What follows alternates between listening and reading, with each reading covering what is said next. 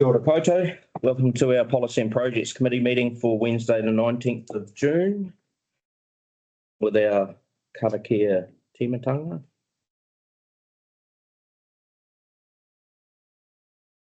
Mai te pai mona raro ki te tai, mai te awa tonga raro ki te awa raki, tēnei te hapori, awhi ai e taratahi, whānau, hara mai te toki, haumie, huie, taikie.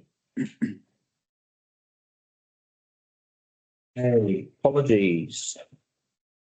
Yeah. All here. Haven't heard any feedback from Ra. No.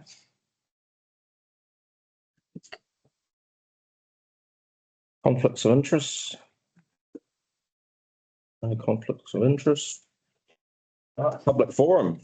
Welcome to all our guests here this morning. We're surrounded by high-vis. And we have, I think, Leslie McGibbon from the Carterton District Trails Trust speaking with us, to us. Please come forward. You have 5 minutes to speak. Well, thank you. Do you want me to stand or so? No, sit if you please. Thank you. I'm Kia ora tātou. I'm Leslie McGibbon. I'm the chairperson of the Carterton District Trails Trust. And I'm part of the Carterton Cycle Group, and we have some of our people here to support me today and to support this taki. We were inspired by the Greytown Trails Trust opening of the Tauhara Nico Bridge, which we cycled over before it was officially open. And that inspired us to look at what we could do to get ourselves and other cyclists over the Waiohine River. We became a registered trust, Carterton District Trails Trust, 2.5 years ago. So we have legal status. We have a really positive relationship with the CDC. We have a formal written agreement with the CDC. And our responsibility is to get the bridge over the Waiohine River to the dig ready stage. So we've taken on responsibility for the planning of the bridge, not the trails, but just the bridge.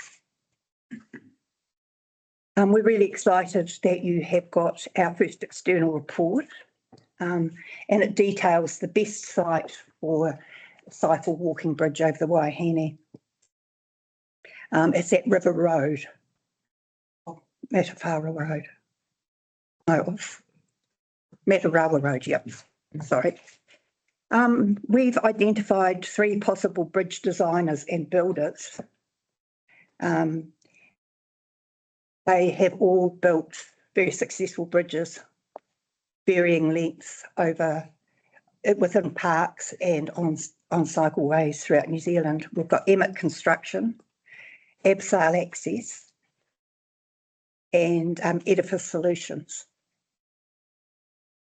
Our next step as a group, as a trust, is to work with the CDC to create a tender document. The process is it will be an open tender. We hope that it will be a design and build project. We hope that by the end of this year or early next year, we will have gone through that tender process and actually have a plan, a concrete plan. Well, it will be a paper plan, a plan for what the bridge will be like. And once we've got that plan, that's when we, as a group, start fundraising, because we are taking responsibility to push this project forward. And we understand that the council won't be putting money into the project, into the actual building of the project. So we just want to say thank you for supporting the project in the planning stages. That's the most difficult stage to raise money, and we will move the project forward. Thank you. Do you have any questions? Do we have any questions? Just looking ahead, Leslie, presuming that we get a design and everybody's happy with that, when do you expect to look for money for this? Well, yes, money is tighter now than it ever has been. But we've got the model that the Greytown Trails Trust used. We're hoping that the Regional Development Fund, whatever it's called, will be resurrected and there will be some money through there. There's still a certain amount of money for trails and bridges within central government, which we will be applying for. We'll also be applying to trusts and we'll be fundraising for those cycle rides, whatever. But we can't actually start that phase till we know what type of bridge we're going to build and how much it's going to cost. That's right. Yeah. So we're taking it step by step and we hope that early next year we'll be sending off lots of funding. Fabulous, well done. Yeah, awesome. Thank you, Steve. Just one question, and I know it's probably pie in the sky stuff. Have you got any indicative figure that you're looking at, cost wise for this bridge? You know, is there a range that you're looking at? There is a range. The Tauhiraniko Bridge cost less than $1 million, $1.5 million. That would probably be the simplest one, but there are wind issues and environmental issues that probably make that unlikely. We just don't know until we get the plan on what type of bridge it is. We really don't know. But I imagine it would probably be looking at least 3 million. Right. Good. Thank you. I've got one more question. We've got the report as part of the agenda. Yes. And it's a sort of a quick schematic, if you like, of a bridge at River Road. Yeah. Looks like a hell of a long span. That's right. There won't be any piers or anything to hold up the middle? Well, that's what we don't know yet. We may have to have a central pier, which we want to really avoid for environmental reasons. If we can get a single span bridge that comes back with the buttresses behind the stop banks and a single pier, it's far more environmentally friendly because we don't have to worry about disturbing the riverbed or any of the environmental issues that come with that. One of the bridge builders here has built a bridge and planned a bridge that's about that same length, which is single span. But we don't know. We won't know till we get the plans come in. Councillor Rayner? So just following on from that question, I'm just wondering, is there a sweet point in your mind of environmental cost versus the cost of the bridge? Like, if getting the bridge across the line financially meant having the pillars in the river, would the group be willing to do that?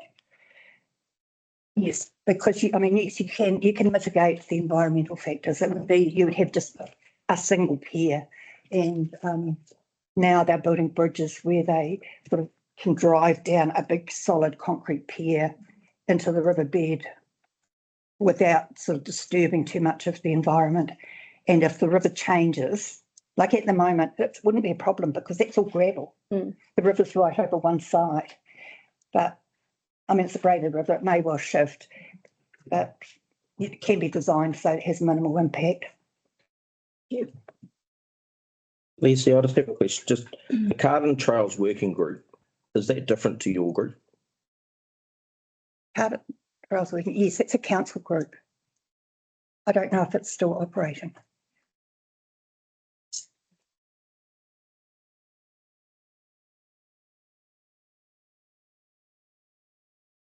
Is that the same one that Mike Ashby's involved in? Yeah. He's involved in this group? Yeah. Okay. Oh, yes, Mike Ashby's part of our trust. So He joined recently, yeah. just a question, back last year, you met and you were going to be arranging a section plan, and there's quite a number of items that are within that section plan. Was that all completed? That's not us. That's the council. The group you're talking about is an internal council group. We're an external trust who have now started working with the council. Thank you. Yeah, a year ago, yeah. Thank you. Anything good? Well, Thank you very much, Lee. One other question. Do you have a working relationship with the Five Towns Trails? Yes. That's all. Everybody's on the same page. Thank you, Lizzie. Appreciate you coming and speaking. Everybody else? Enjoy.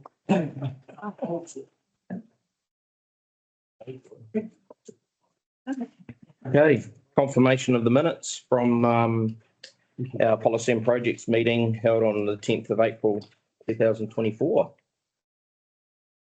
Move that they are a true and accurate record. Do I have a seconder? Yeah. Councillor Lawrence, all in favour? Right. Against? Carried. Sorry, His Worship, just to acknowledge you online, just if you can raise your hand if you have anything you'd like to. Thank you. Okay, Thanks. report.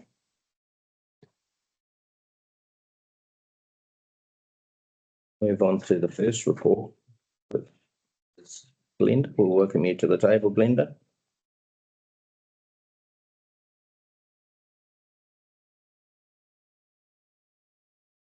And it's the Waiohine River Cycle and Pedestrian Bridge.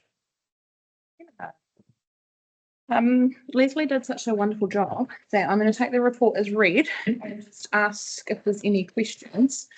Probably the one thing that I'll touch on is your question. So there's the Carterton District Trails Group, which was set up at the beginning of this project. We started to pull together a community group to work on this being a co-led design, so community and council working together, and that's where Carterton District Trails Group started to come in. Once it became clear where Carterton District Trails Group, their focus was on the bridge. So we have worked quite specifically with developing the agreement between the two of us and having Carterton District focus on the bridge, and then the trail aspect of it has been something that we've been doing independently from that. So the whole project becomes one project. It is one project.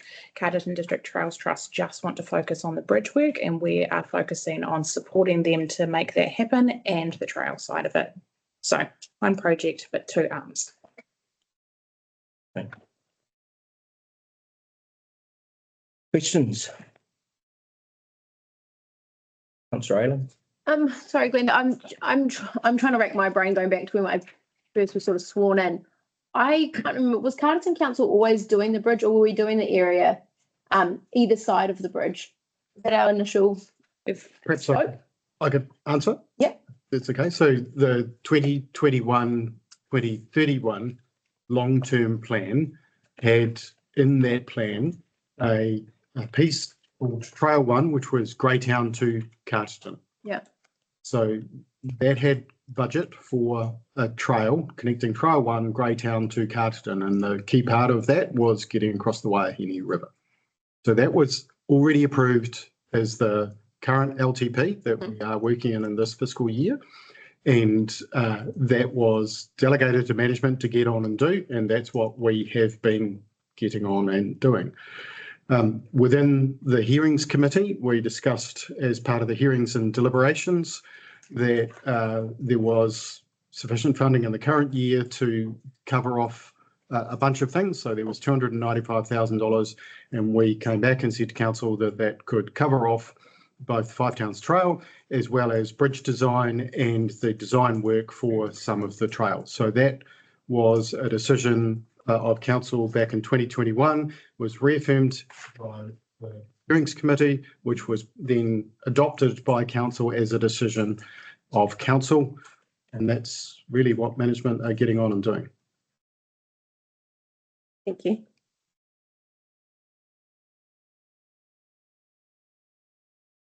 Further questions? Basically discussion rather than questions. Take that now. Can do a mixture. Okay, I'm just looking at page 33 on the scoring and results of the multi-criteria analysis, and I see the site that is preferred at the moment, River Road, whilst it scores really low in most of the criteria, the cost of the construction is deemed to be basically second to highest. But at the bottom, the ranking still comes out at 1. So to me, the criteria analysis has been done really thoroughly, and whilst there may be some issues by the look of it with getting the funding available, it looks to me like it's still the best option out of the 5 that are here.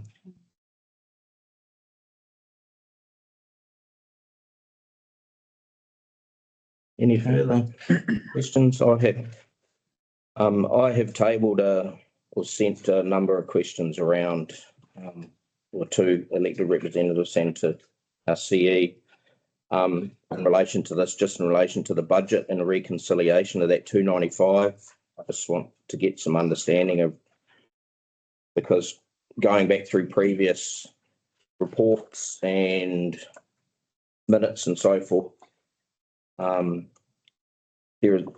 I find there's differing amounts which budget carry forwards and so forth from August 22, which says there's 182,000 carry forward. So it's very confusing as to whether there is 295k still available to go towards the trails as suggested. But I've also got questions around the specifics of the money going towards the bridge, as Jeff has alluded to. And I guess whether we can answer those questions today. I mean, you've provided an answer to me, Jeff, but So I'm happy to reconcile, take an action point to reconcile the budget. As I mentioned, the finance team are overwhelmed with auditors at the moment, but happy to take the action point on reconciling the budget. The decision around strategy, which is, are we developing design for the bridge? That's a decision for council. We're doing what council has agreed. So the decisions that I've got currently say we're on the design, but if council wish to change that decision, that's council's prerogative. Leslie might be able to, I'm not sure she's still allowed to, but you were talking about a design and build, so the actual detailed design of the bridge in your mind would be done by the contractor. Is that what you were thinking? That would be the ideal situation. You would have a split. You would have a contract with A and B, A the design and B the build, which may be 5 years down the track once the money's raised. But the advantages of having the design and build by the same engineering company is huge, because if there's any problems like they had with the towhead and eco, that company are forced to fix it. Just to clarify, the design stuff would happen now, then we would have the funding alley, or we would find out how much the build's going to cost, and then the same company would then build once the funding was raised. Sure. So it's not that everything would happen in 5 years' time. The design stuff needs to happen so they know how much they need to fundraise for once it's build ready. So once we've got the plan for the detailed design, we know how much it's costing. That then goes and sits with Carterton District Trails Trust and 5 Towns Trust to do the fundraising and the build work. But I think is the cost of the design coming out of our 295? I guess that's what Steve's really asked. So it is. Yeah. Yes. the figure of 170 was put. Is that correct? So that was what we discussed at the hearings and deliberations. Yep. It is just a question around, so bridge excluded, because it is written down that they are 2 separate things. What money is left over for developing the Matarawa to Carterton connection? So we, at the deliberations, I think we pulled out high level budgets. We had around 60,000 tagged for the detailed design section from River Road to Lincoln Road. And then we had another 12.5 for the rail corridor to get us up to, so that was scoping, which would then, the scoping will be able to provide us what our design would cost on that. So that's where we stopped the, Okay. Back in Jeff and your CE's report on the 6th of December, there was mention of an MOU with Carterton District Trails Trust. Has that been tabled with council? So, I can't remember. No, it hasn't. No, I can tell you it hasn't. So the delegation given to me with the long-term plan is to deliver the outcomes in the long-term plan. If I decide to do that via a contract or via an MOU, that delegation sits with me as CE.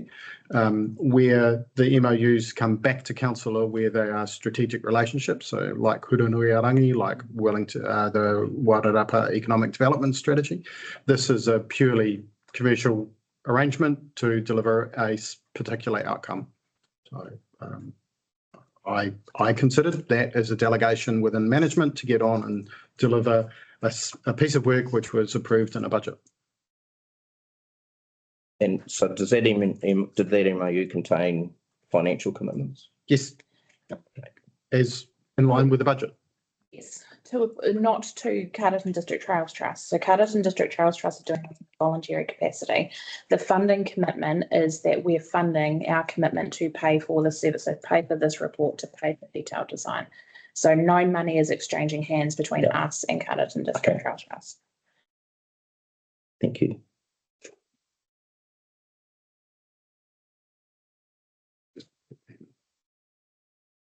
His Worship. And Councillor Williams. Yeah, thanks, Mr. Chairman. Look, I got a wee problem. I mean, in the absence of reconciliation, I can only go back to a previous CE's report during this triennium, which clearly differentiated our commitment to the trail and to the bridge. So I'm a little confused about the CE's interpretation of his authority and instructions. So I'd like clarity around the wording of those resolutions and those instructions that the CE's just quoted as being his authority to establish this commercial arrangement. I also need to point out that this is totally inconsistent with decisions made by council on recommendations of management with the swimming pool and with the hockey. And we've made decisions that said we will not fund sporting activities of clubs and private enterprises or trusts. This clearly has already progressed under, and it seems to me, despite the inconsistency in the previous CE's report that I have in my head and which I know we can pull up. So I'm just a little confused. And I guess the overriding umbrella question I have, which sort of magnifies my concerns in those areas to which I've just spoken, is the question of what if? What if the trust can't get any money to build what will clearly be a bridge valued in excess of at least $1 million, potentially more? Will that mean that his council has signed off and spent money that is simply gone? It might seem more sensible to build the trail and leave it to the trust to raise its money, as we did with the wet pad in Carrington Park, to go ahead and find that money. So I know it's sort of shutting the gate after 20,000 horses have already gone through it. But I just need to put that on the record because I'm finding some inconsistencies in the explanations. That's all, and which is why I won't be supporting the resolutions, Mr. Chairman. Thank you.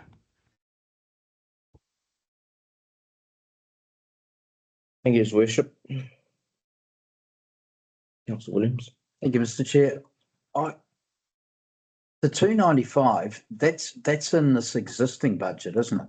That's in this year's budget. So you talked about the 2021 to 31 LTP, where decisions were made around the investment of that 295. So that's already in train. That's already within this financial year, is it not? Correct. So the work that you're doing in good faith fits with the 2021 LTP and the decisions made for there. Correct. I understand your question around reconciling exactly what is left and what's been allocated and committed. But we've got 2 weeks left of this financial year. I'm unsure as to how we would relitigate decisions made in the past to invest that money at this point. Yeah, I mean, I'm unsure as to how that works. If we're talking about a 295 that's been carried forward and money out of that 295 has already been spent, how can we have approved 295 that wasn't actually there from carry forward? Are you saying that maybe there was 182 left, but we've added another 100 to bring it back up to the 295 at the hearings committee because there was money there available? Well, but that was all part of the discussion and negotiation in the LTP process, which we've now completed. So those discussions around that have already taken place. I'm not sure why they've been. Why that's. So I thought the 295 was carry forward. Are you saying we've found further funding to make it back up to the 295 if there wasn't 295 there? Is that? We've made commitments based on the 2021 LTP. Management were instructed to get on and deliver the strategy that's in the 2021 to 31 LTP. So as doing that, we've made commitments. What we did as part of hearings and deliberations was come back up and say we can fit in some of the commitments that we want through deliberations as part of our existing plan. So if council wishes us to stop what we're currently doing and change, that we can do that. We just need a resolution from council to change the previous resolution which says go ahead and do that. I correct that we couldn't do that today though, because this is policy and If it's a project. policy and project, that would need to be a council resolution. Yeah. You're absolutely right. But at the moment, like the mayor, I'm confused. What is it council would like us to do? Because it sounds like there's two things you'd like us to do, both which appear to be contradictory. One which is develop a detailed design on the bridge, and the other which is not develop a detailed design on the bridge. I think also we may be mixing two processes. Like the long-term plan is exactly what it says. It's the long-term vision and a series of steps that's reviewed every 3 years. And when commitments are made in a long-term plan, it's then the onus on the staff to deliver on those commitments that are made when the budget's provided for them. And we've just been through the 3-year review in which we've confirmed the rollover of the 295. So, and now in policy and projects, we want to renegotiate what council has just been through. It's not renegotiating, it's ensuring that the figure that has carried forward is what we're talking about, and we're not talking about having added additional funds to bring that 295 back up to 295. Perhaps I could confirm that hasn't happened. No, I don't know. So that's where reconciliation to ensure that the 295 was there is what I'm asking for, so that we know we're not adding more funds in it. But you've just been told we haven't. Well, where did that come from? Who's suggesting that's even the case? Sorry? Who's suggesting that's even the case? What's even the case? That I'm only going back by a budget carry forward, which is written in minutes from previous agendas that says the carry forward is at $182,000. So if that's $113,000 has been used of the 295, if you go by that figure that's written in there. I don't think you know what you're talking about, frankly. My understanding is that it was 295 was the total amount, and Wow. that nothing more was added to it, was my understanding of it all. So I'm happy to take it. I'll Cap, if we're going to have things brought back to the council meeting next week, or I'm happy to raise this at the council meeting next week and table all I'll print off the exact Minutes. meeting that this has come from, where it says the budget carry forwards of the 5 towns trails, there's 182,000 left. I'll print it off and table it. The fact that you might not have gone back, Dale, and had a look at it and found that doesn't mean I'm wrong. So, His Worship.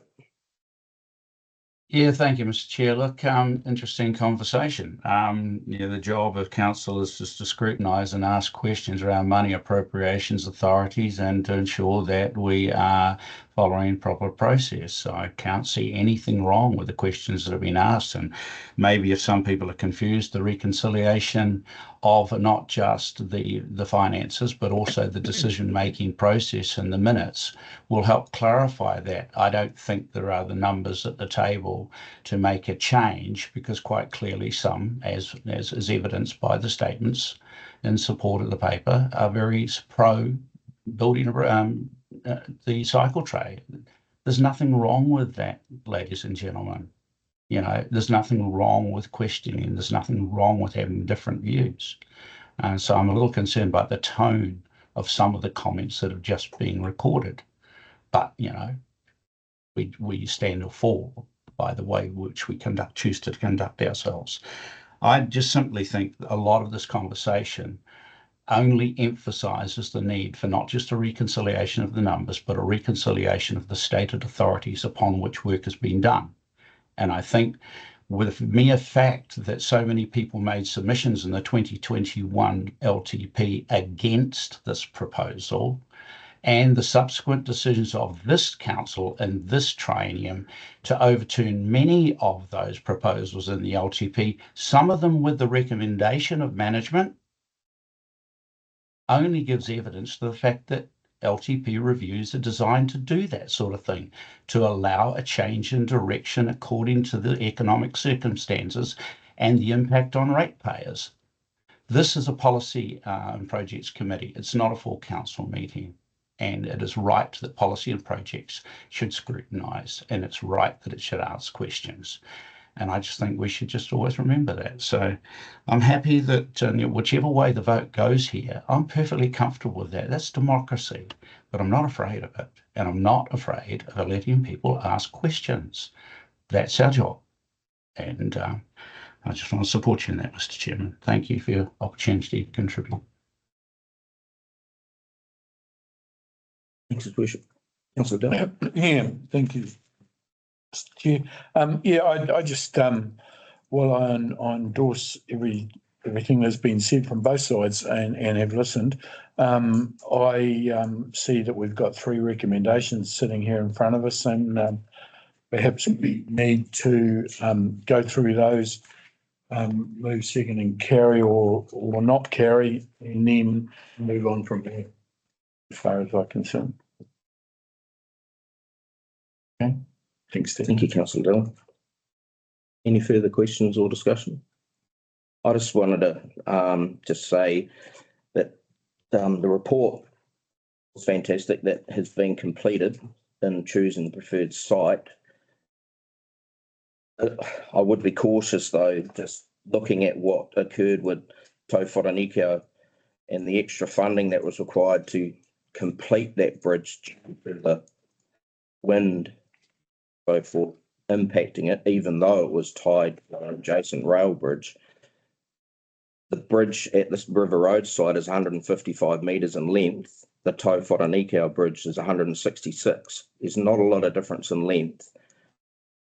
And as you know, we've seen significant increases in infrastructure costs over the last 12 to 18 months.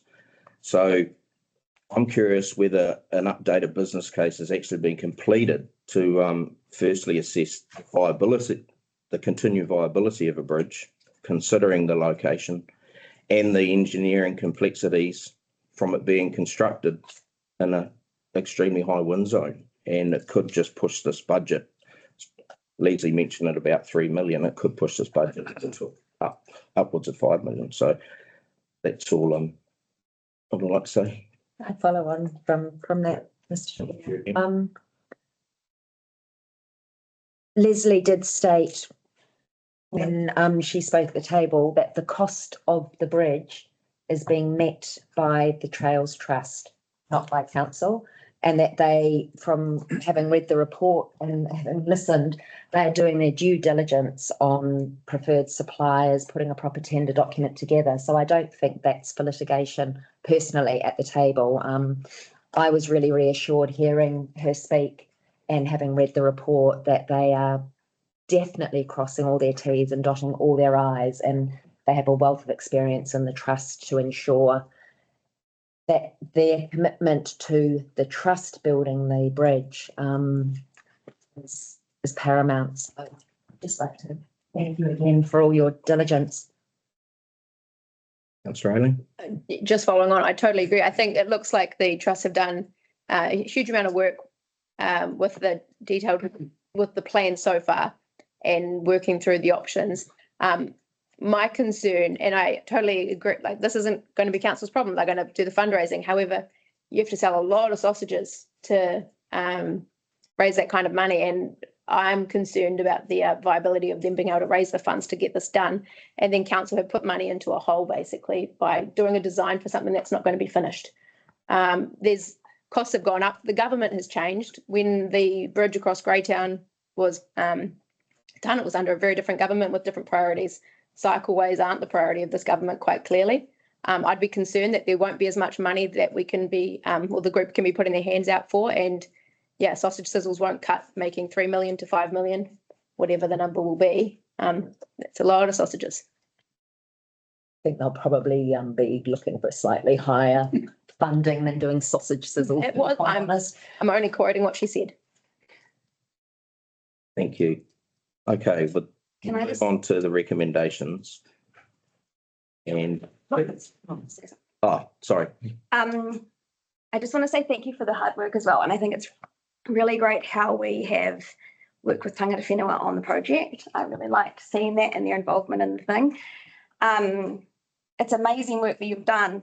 And to me, this is really what I see the role of council is that we can enable projects like this to happen when groups outside of council are driving it from here on out. Like how amazing is it that in 5, 6, 10, however long it is years time, we could have a bridge built along the river, which will connect us up to Greytown at the cost potentially of, what is it?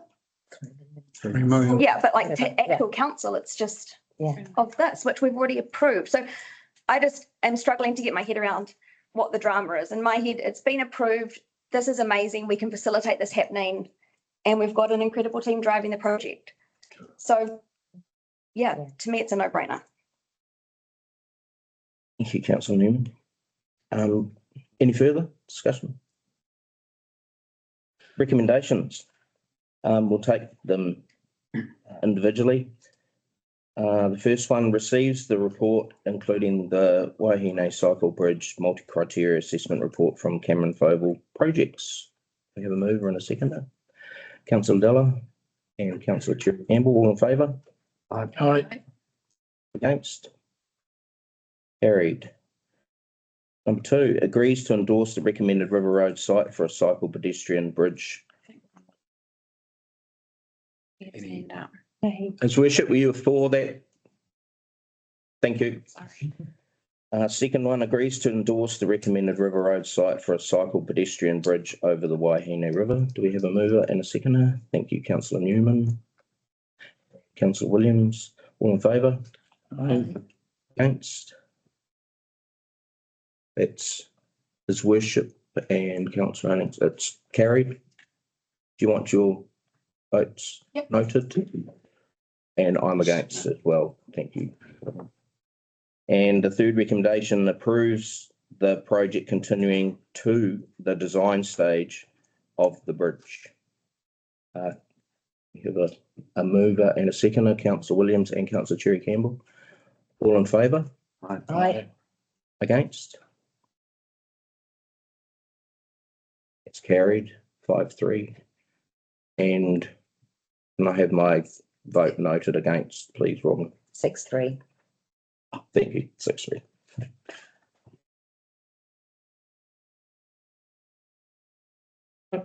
Thank you. Thank you.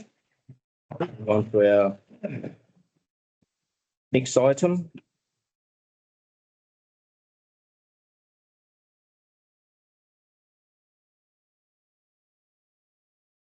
Which is 6.3, our waste management report. You've missed 6.2. Oh, it's not on my. Christoph. It's major projects. Oh, it's all on the agenda. Not on my agenda. Should be major project. I can see it on mine. Thank you. Page 39 of the electronic pack.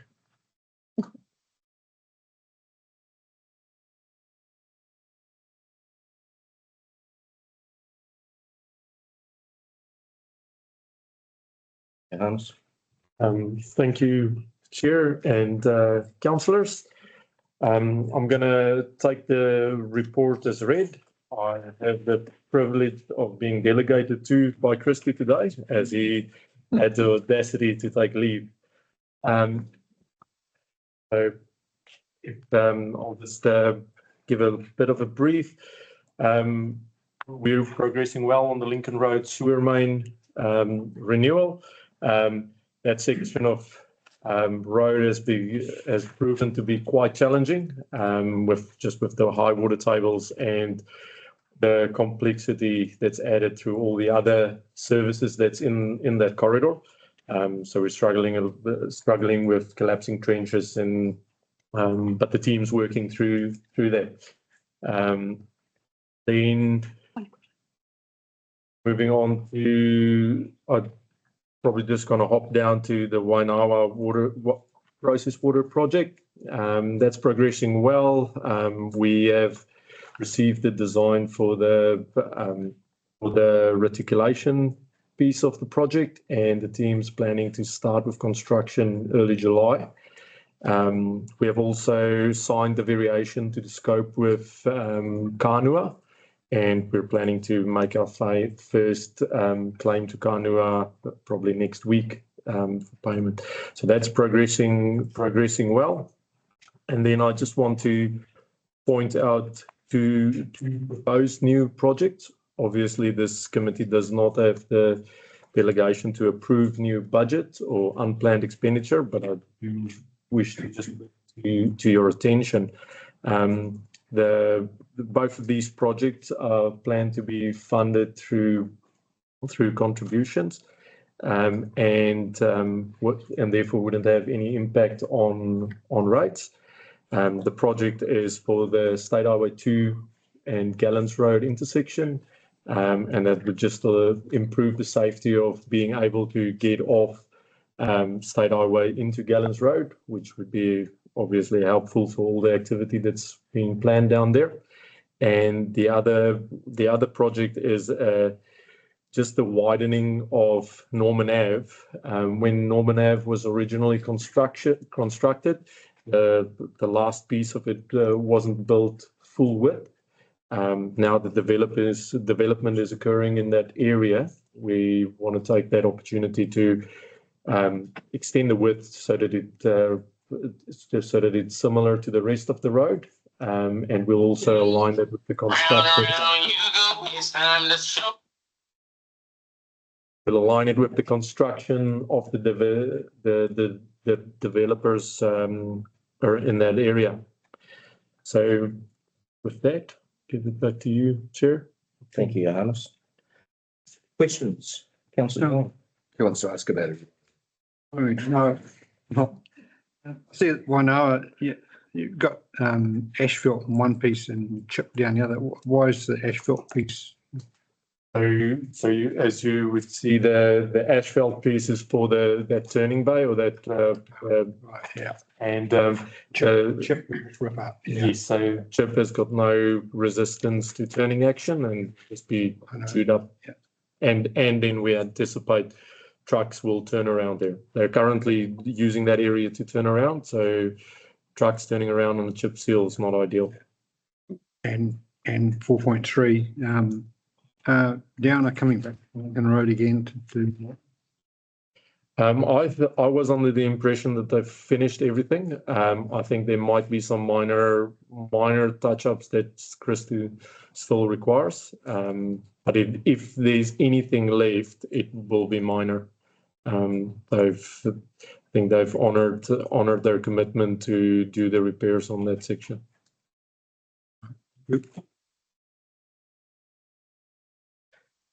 I'd just like to ask a question about Steve's Road. Steve, do I understand that what we're talking about is road markings on the state highway? Yes. So why is that us if it's not our road? Because we're requesting it for, at the moment, they do not have it as a priority in their plan to upgrade that intersection. It's a very low volume intersection. Our activity is changing the use of that intersection. And for us to bring that forward into a program, we need to contribute to that. We don't have to, but if we don't, it's probably not going to be progressed. So would it be fair to say that we're not doing actually any infrastructure work apart from the markings, the road markings? Is that correct, or are we having to widen? The plan is just road markings. The design hasn't had its final review yet, and it would be a bit tight. But at this stage, NZTA's designers are not anticipating widening the road. Yeah, I was just thinking it's another major on a state highway. That's all. Okay. Councillor Ayling? Just with regards to 4.5, the Wainoa process, I wonder if you could talk about initially council staff advised us not to progress with this plan. I'm just wondering if you can alleviate any of your concerns or share any risks that might have eventuated or how the process has been going so far. Thank you, Councillor Ayling. So to date, nothing has changed. So we haven't started any construction yet, and so the risk that was reported remains the same. None of them has been alleviated or come to fruition at the moment. Thank you. Oh, and any indication of, you've put cost estimates are currently being finalised. Is there any, spoiler alert, got any numbers going out just yet? So that was just for the section on reticulation. So we're still in the process of pump station design and those. So not the complete estimate yet. So still within what we proposed or the previous estimates. But no, unfortunately, no good or bad news. Well, unfortunately, no good news. Yeah. Fortunately, no bad news. Johannes, I've got a few questions. Sorry, His Worship, I missed you. You go ahead. No, I'm quite happy to just let you go, Mr. Chairman, because you may ask the same questions I've got in mind, but yeah, I'll hold. Thank you. I've got a question, Johannes. Around the Lincoln Road sewer project, are GNC diggers working on a charge-up basis, or are they working within a budget? They are working. So within a budget, but with a measuring value principle. So meaning that they get paid per meter for pipe that's being renewed. If there's anything that's out of the ordinary, like trenches that keeps on collapsing, that could result in a variation, as normal in any construction project. But they don't have it's not a charge up contract. Okay.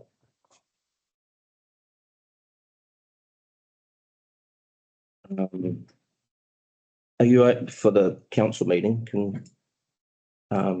Jeff, can you take an action that we have a figure of where we're at versus or actual spend today?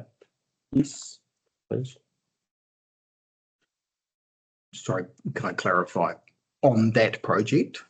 Or On the Lincoln Road project from Belvedere to Victoria, it's one project, isn't it? separate project? so I just want to clarify that the Lincoln Road. So firstly, yes, we can give you a costing on cost to date for the work on Lincoln Road, but it's not a standalone project. It is part of our renewals contract.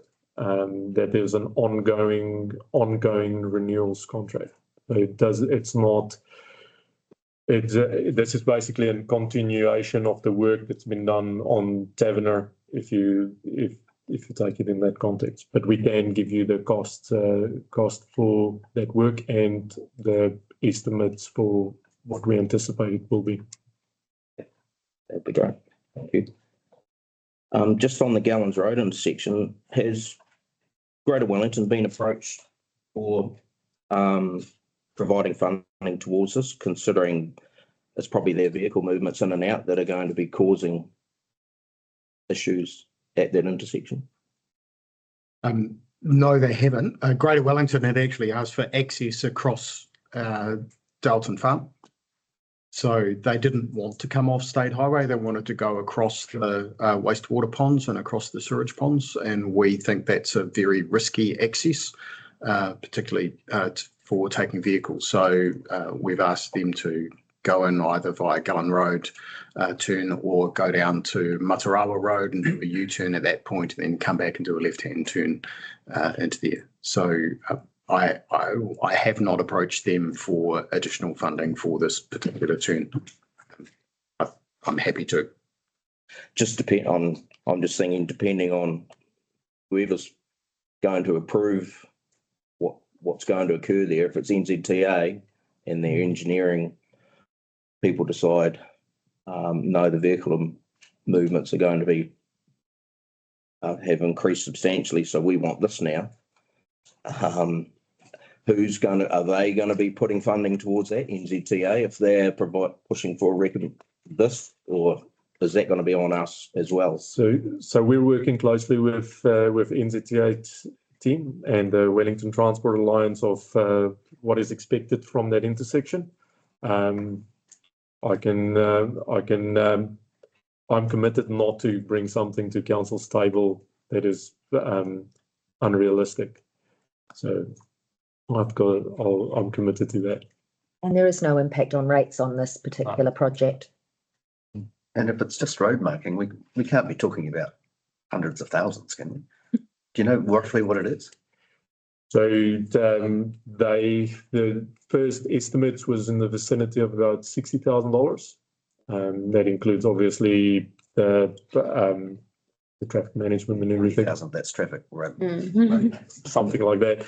So, but we're still working through that, and whether that is actually acceptable, like the design and layout is actually acceptable. That's roughly where we're sitting.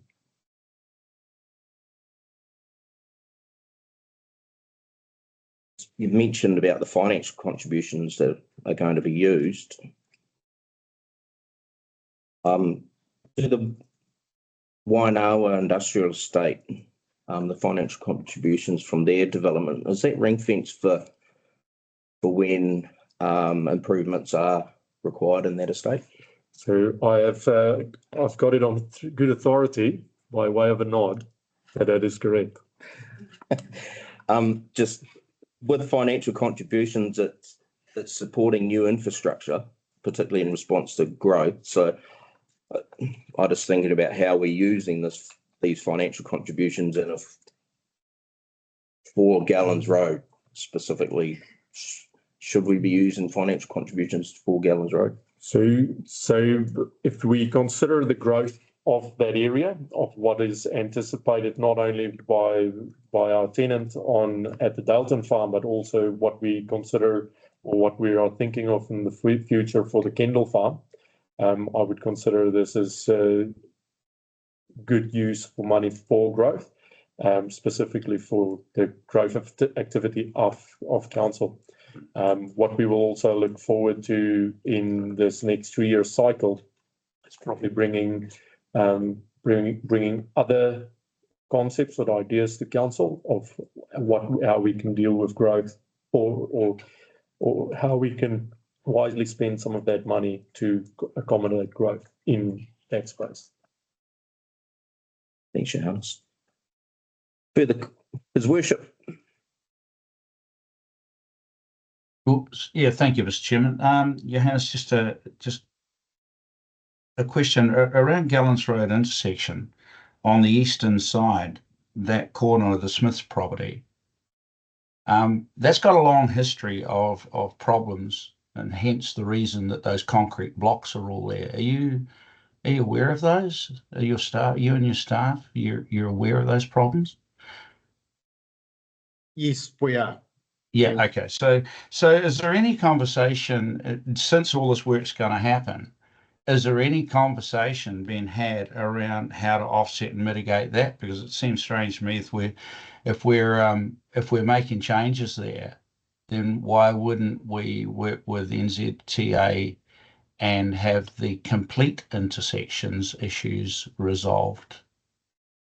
Have we discussed that, raised that, or is we just ignored it? No, I think what we've done is a low-cost solution, Your Worship, and anything more than that would require further investment from council, and we've started with a plan of minimising our investment. So hence the lowest cost solution, which is road marking. However, we can look into that. I'm happy to take an action and look at what the opportunities are there to resolve other issues as well. We can happily do that. Yeah, no, look, Johannes, thank you. And I'm not sure what steps you'd want to undertake before you even do that, because it's probably a question. If we're looking at increased traffic into Gallons Road, and we know, there's pretty strong evidence that that's going to happen. So I understand what you're doing. Absolutely.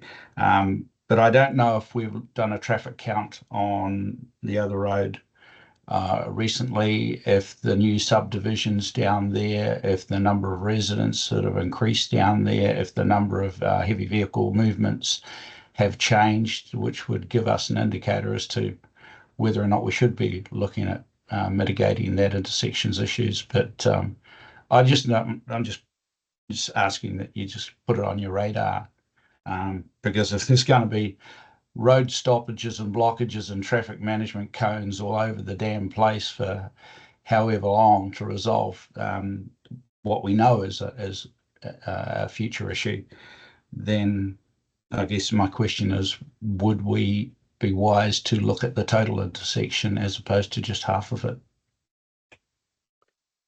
We'll take an action and investigate. Your Worship. Thank you. Thank you, Hannes. And can I just say a compliment? I've noticed there is a notable improvement in the response of the roading teams and the contractors to problems that have been raised through service requests. And just want to thank the team for doing that. It's been pretty damn good. Cheers. Thank you. We'll pass on the compliment. Thank you. Any further questions, discussion? We have a recommendation that we received the report. I'm happy to move that. We have a seconder. Thank you, Councillor Della. All in favour? Aye. Against? Carried. Thanks, Johannes. Thank you. Item 6.3, Waste management report.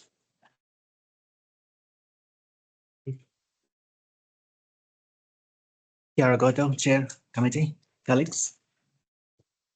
I take the report as read, but just want to clarify some important points in the report. So we are continuously progressing towards waste minimization in Carterton, as we can read. In terms of the transfer station, if you have recently visited, we made it very neat and clean and trying to put some new signages and infographics, and it will continue to do so in the upcoming phases. The next one is that we have applied for a funding regarding the feasibility of organic curbside collection from Ministry for Environment. It is with the all three councils of Wairarapa, and Carterton is leading that project. So we can expect something in response or the funding availability in the next 2 to 3 months to make sure that most cases or the Carterton does get the organic collections. That's the plan for the feasibility. One more thing which I really wanted to add on is not a while ago, we had attended a workshop which was done on the basis of all the three officers of the Wairarapa councils and some of the managers as well. We have attended and hired a third party integral group to do the 17A section review. This is particularly for the solid waste contract, which is currently being shared by all the three councils. And we have done all the workshops, and we have came to I would say the decision was made and all the three officers of the council agreed to the fact that it is very feasible that we should at status quo and should continue to have our shared services of solid waste to earth care environmental, which is currently. And that's something which I really wanted to discuss. I'm open for any questions. Questions? With worship. Thank you, Mr. Chair. Look, yeah, this is the moment, and look, I want to thank the team down there. The work you're doing down at the transfer stations is just thoroughly impressive. I have raised, and Johannes, I think he's disappeared over the back there somewhere. Thank you for your response to those questions that I asked around soft plastics. Hearing that they were going into the tip was obviously a bit of a shock to me, as it was to you. And thank you for following through, and that can I ask you to keep following through, because it's a little annoying when one watches the response of ratepayers who have really responded well by bringing in washing, cleaning and bringing in soft plastics, only to hear that those bags are going into the tip, not into recycling. But Johannes has chased that through, and he might like to comment on that. But the other one is the information on the 6s and the 7s, Johannes. Thank you for that. It's good to have that understanding. But I just want to say that right across the board, the way in which that plant, that operation is working right now is truly impressive. And I think a lot of it comes down to the woman Louise who's running it down there, but also to your team, Johannes. It's amazing. My only question is, are we, and it's on the back of the comments around the organics feasibility study, are we joining up within CDC? Are we joining up the other initiatives that we're supporting? Talking to the group who got the $20,000 grant for the composting project, and then looking at what we're doing with organics and composting. Are we connected? Or are we allowing independent groups to go off and do their own thing that maybe not joined up to what we're doing? Can you just help me on that? If I may, through your chair. So just firstly, the application is for funding to conduct a feasibility study of organic waste collection and facility. And when we receive the funding, we will consider all options, all different types of treatment solutions, facilities, all those things. And then we would definitely look at those local people or organizations that's already doing those kind of works, and maybe learn from them, but also see if we can support what they are doing. It's two different things, and there's funding that's made available is really just the start of investigating whether this is actually feasible. So to answer your question, yes, we will definitely work together with other groups. Thank you, Johannes. Thank you for that. And I would like to clarify one point. So further to His Worship's comment about a question that is asked, over the weekend when we were busy recycling, a comment was made that they were under the impression that our soft waste or our soft plastics that was being recycled at the transfer station went over the tip. And then just for the record, what we have received back from our supplier is that that's in fact not the case, that our soft plastic is being recycled. It is it's being collected, it's being recycled, and we are following up and chasing that train to confirm that that is in fact the truth. But yeah, just wanted to give the context of the question, Your Worship. Yep. Look, thank you. And all I ask, Johannes, is because we've been down this road before, and other councils have been down this road where they have been contractors given absolute assurances, only to have a television crew go out and film.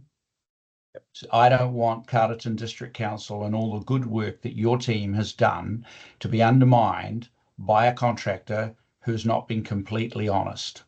So can I just simply, I just put it that it would give great comfort if we followed through physically and audited what they were doing, because that would damage, that is a risk to the council's reputation, and it would undermine, regretfully, it's such a thing would undermine all the brilliant work your team's done down there thus to date. So I'm just thinking of risks to council reputation and undermining your good work.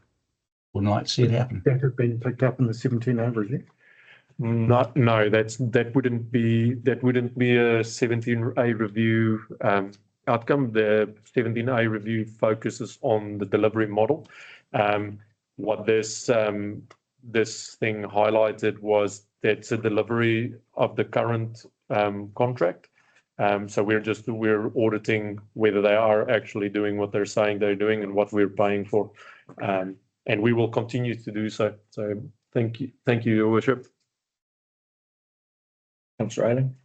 This might be the information you have following your review, but I'm just wondering, have you got any indication of what percentage of that 12,990 kgs that go into the landfill would be organic material that could go into this new system?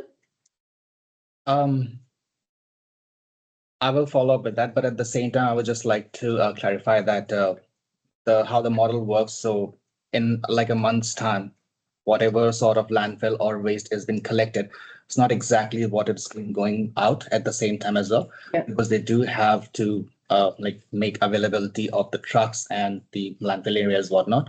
So I'm pretty sure that currently we don't have an organics collection in Wairarapa or in recycling terms, but I will definitely follow up with the contractors, and we will definitely find out that what sort of percentage is organics and what is landfill. Yeah, I can follow up with that. If I may add, Councillor Ayling, the general estimate is that organic waste makes up about 40% of the waste stream. So it's quite a significant piece. If we are successful in developing that service, we'll potentially reduce our waste stream by, we wouldn't be able to get all 40%, but we can hope for even a 20% reduction in the waste stream would be significant, not only to the environment, but Bonnie Glenn's costs. Yeah, to everybody. Awesome. Thank you. May I add on to that? So just following on, Councillor Della and I also met with Composting New Zealand to talk about food waste and organic waste and green waste.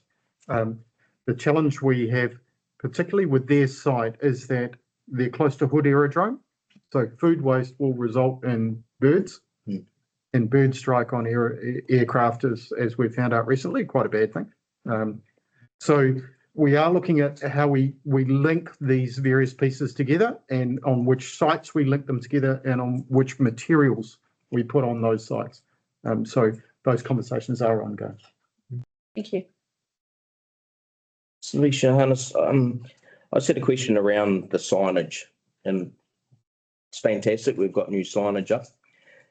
As Worship has pointed out in a video, that cross-contamination is still occurring even though we've got new signage up. Any cross-contamination in those recycling bags, what happens? Is anyone going through that to sort it, or is it all just ending up in the tip if there's cross-contamination? So currently there's staff members that then manually have to separate it. So it is very frustrating when people don't abide by the rules. So that becomes then a tedious process. If the contamination is of such or is significant, then it could compromise that badge to end up in the landfill. So potentially one person could compromise a whole street's worth of recycling by just through poor activities. Yeah, so it's just concerning for me. We've got great new signage, but people are not recognising the subtle differences between the fadges and what they should be. A tin can compared to plastic. Yeah. I think not noticing is probably very generous of you.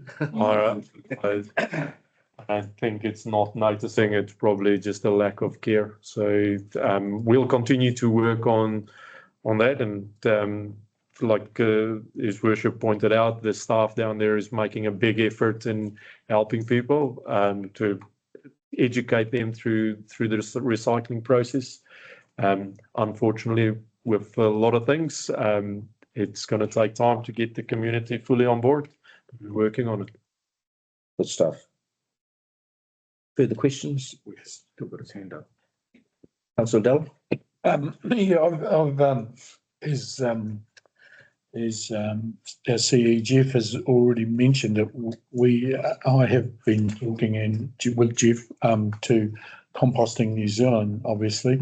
In this 17A report, there's not much in here about what happens with our green waste and whether it's in our contract or not. I'm getting confused, I think, between composting and green waste. I just wonder if Johannes or something can actually explain. Is the green waste in the contract? Is it an extra on top of the contract, or what's the story?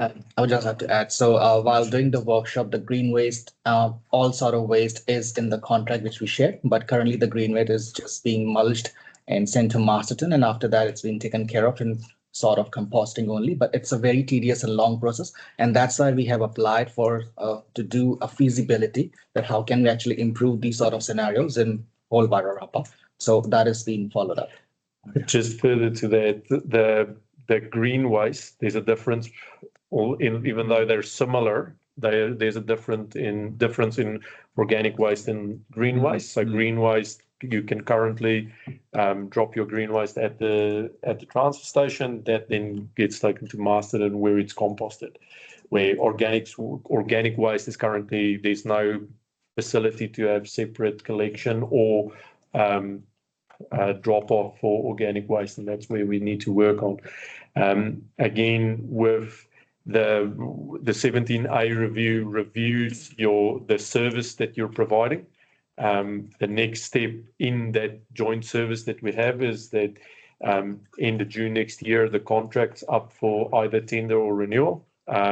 So that's the next piece that the Wairarapa Council is going to look at, the procurement of the contract, which will then, hopefully by that time, we'll have more clarity on organic waste, and then we can include that in the new contract.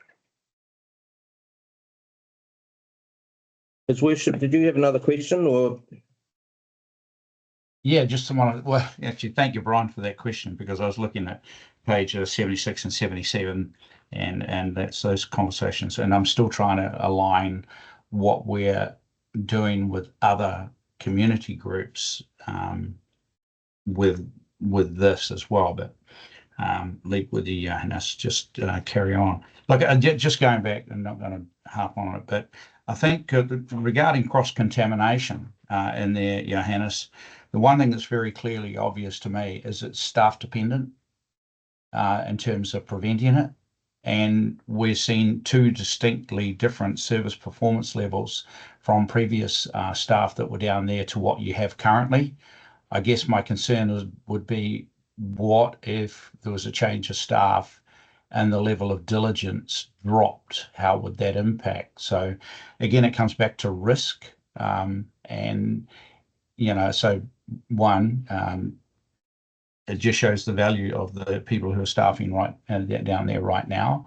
But it does raise to me the question of, what if there was a rotation of staff and we had a reversion to, you know, other practices where people didn't frequently go through and look at the different bins and sort out the cross-contamination issues as they spotted them, as you and I saw there on Sunday, because that was pretty swift, and it wasn't a small amount of cross-contamination, it was a large amount of cross-contamination. And so just leave it with you, but I'm sure you're watching that risk. And I guess, you know, one of the comments that was made was that it would be helpful if there was cameras inside the recycling shed, so that people could identify people who were cross-contaminating and educate them.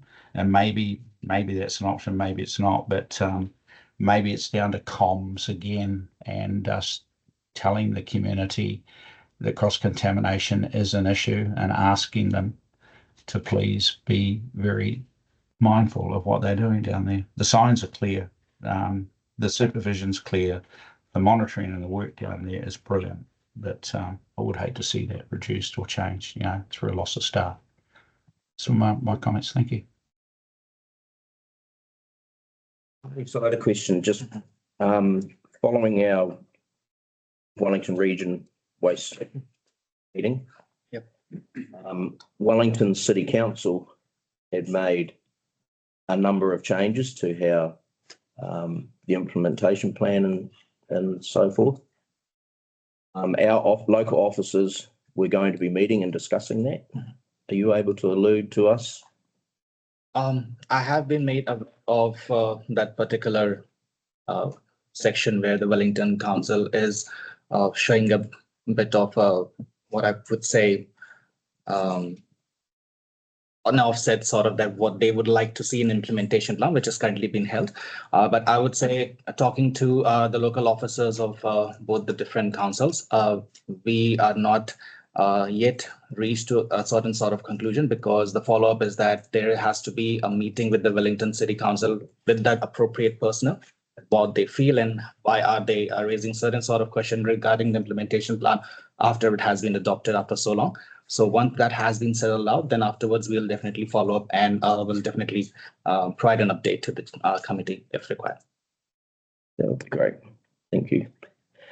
I just want to add, I agree with the outcome of the integral group's review.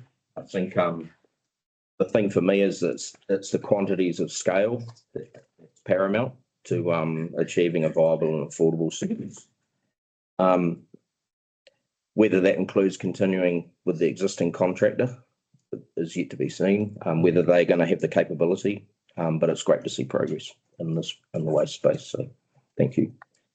We have one recommendation, and that's that we receive the report. Second. Thank you, Councillor Ayling. All in favour? Aye. Against?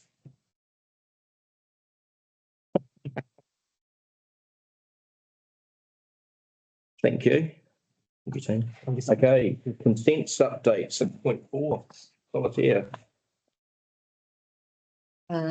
Not solitaire, Not solitary. not resource consent.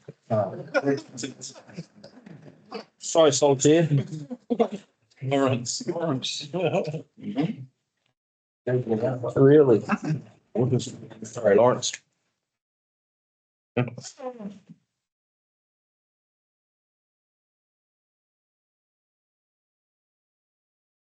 Thank you, Chair. I'd like to also give the opportunity for Jeet to introduce himself. Hi, my name is Jeet Kiran. So I've recently relocated to Carterton District Council as Waters Compliance and Monitoring Officer. So I've been in New Zealand for the last 8 years. I was working with Auckland Council as Environmental Monitoring Officer. And before that, I used to be an asbestos assessor. I've got a postgraduate diploma in environmental science, and I've did my engineering in environmental engineering. So about me. Welcome. Thank you, guys. And in terms of the report, I'll take it as read, and probably flick down to the section 5 about the consent renewal sort of progress update. So still priority in terms of the water race consents, and just working through with the Greater Wellington experts. We've had a couple of meetings with them to just finalise their questions, because the previous request for information was quite vague. But as I said, we're hopefully working through that, and it's likely to be, well, it will be a public notification, and then we can work through the process on how they want to progress with that, whether it's a sort of collaborative or we go to a hearing.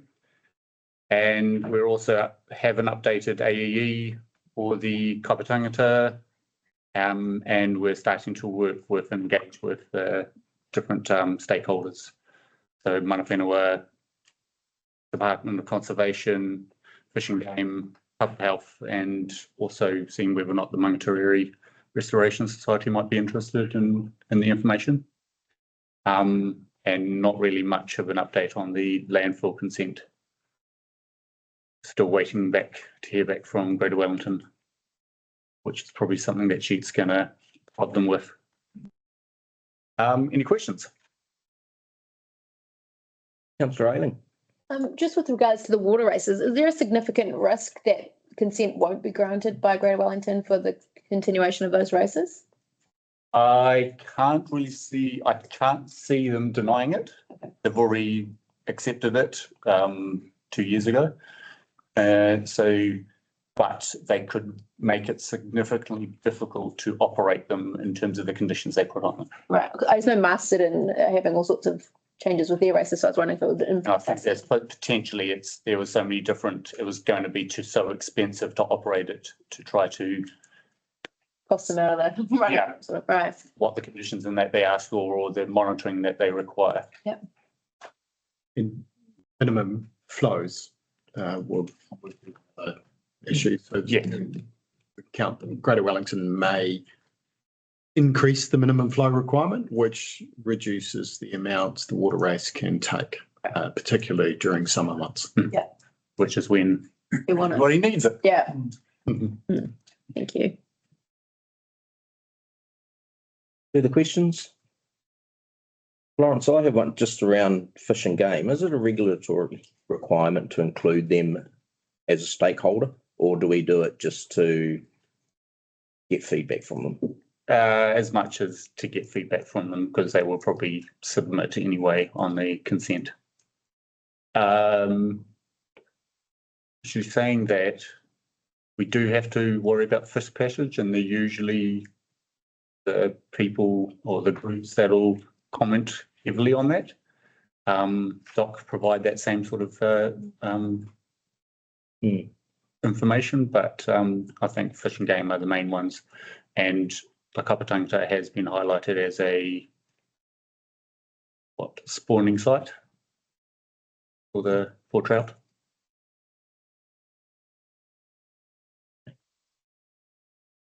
His Worship.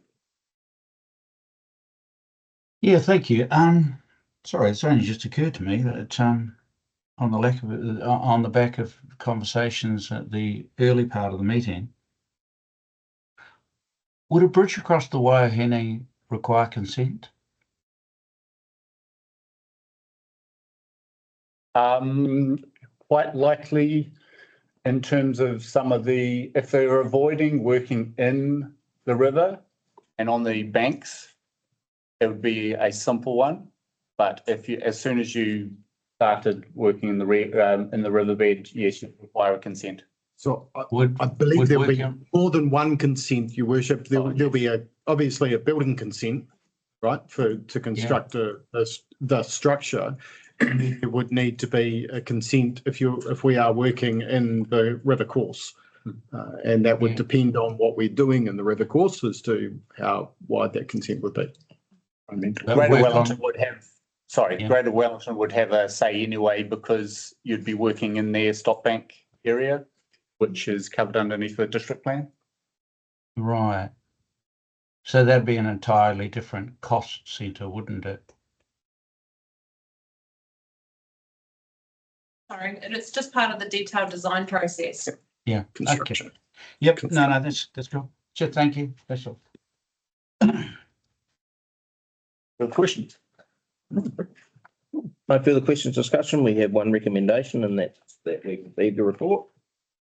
Thank you, Councillor Cherry Campbell, and a seconder. Thank you, Councillor Dell. All in favour? Aye. Against? Carried. Thank you. Oh. Thank you, Lawrence. Yeah.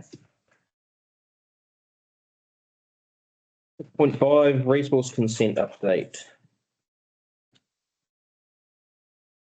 Consultees. Deputy Mayor, elected members, Ron online. You'll see it's a reasonably light, which in some respects has been very good that we haven't been flat tack busy, because we've been working incredibly hard on the district plan reviews, and we'll be doing some updates on that in the CE's report for the council meeting. So I will take this report as read and happy to answer questions in relation to some specific consents to the best I can. Any questions? One solitaire, thank you. The 6-lot property subdivision at Waitangi Road. Yes. I see there is different, obviously different size lots are being subdivided. That last one, lot 6, the 2,300 metres squared vacant farm lot, is that compliant? You'll note that for the purposes, there's a lot of amalgamations. So you don't have to if it's been amalgamation in a larger title. Okay. Yeah. And it was in a funny little parcel of land that that's the only way that they could bring it into the balance farm block. Yeah. I think it was starting with 4 titles and ending with 2. Yeah. So it was quite a good application in terms of consolidating the land holding. Yeah. Yep. Cool. Councillor Ayling. Solitaire, just with regards to some of these discretionary permitted things that you're granting, with regards to the garage that's 7 metres, which doesn't meet that threshold, or the parameters not being 25 from boundaries and another one, those rules obviously exist for reasons. Is it quite common though for them all to be ticked off? It's not really a big issue. Yeah, the Act changed and you can do what is called a permitted boundary activity. Yeah. So if you want to go closer to a boundary, you can seek your neighbour's approval and it's a sign-off. We issue a certificate. So in respect of this one where it was a surplus dwelling on lot 3, the effective boundaries were the 2 side boundaries. The applicant owned the site as part of the resource consent. Right. So you wouldn't make them jump through another hoop to sign off their own permitted boundary. Yeah. And you'll note that the one with the front boundary was replacing a garage that was in the existing location. So the Act does provide for existing use. Right. It's always had a building there. Yeah. So what is the effect of a new building being built in that same spot? So it's more council making sure that new buildings are taking consideration of their neighbours more than actually it's our concern around the boundaries. It's just that they're right. Okay. Thank you. No. Further questions, discussion? Just one more on the proposed Norman Ave 2-lot subdivision. I see there's a water race going up the side, and I see there are a lot of interest registered on the title about drain easements, etc. Is there any costs incurred to council having to do anything with those easements or water race alterations? No. No, existing easements, when they apply for new titles, automatically by default get listed in the schedule of easements and roll over into the new titles. Yeah, so, yeah. Okay, thank you. So I had a question which is not really related to this. It's around Minister Bishop's changes to the granny flats, and I'm wondering if you're able, maybe not today, but maybe for the council meeting next week, if you're able to speak on that and just whether there's potential pitfalls for council on the building of granny flats and cottages up to 60 square metres or 65, I think it might be. I'm happy to touch base very lightly on it right now. So with our district plan review, we've actually taken the granny flat rule up to 80 square metres in the rural zone, because we were finding that you couldn't get a lot of 60 square metre granny flats that were kit set and affordable. They had to be quite bespoke. So I think that's going to be potentially a hurdle that the building companies are going to have to work through. It's going to be a similar situation for us as the Schedule 1 exemptions under the Building Act, where sheds up to certain sizes can be built. There is still a requirement that you must comply with the district plan.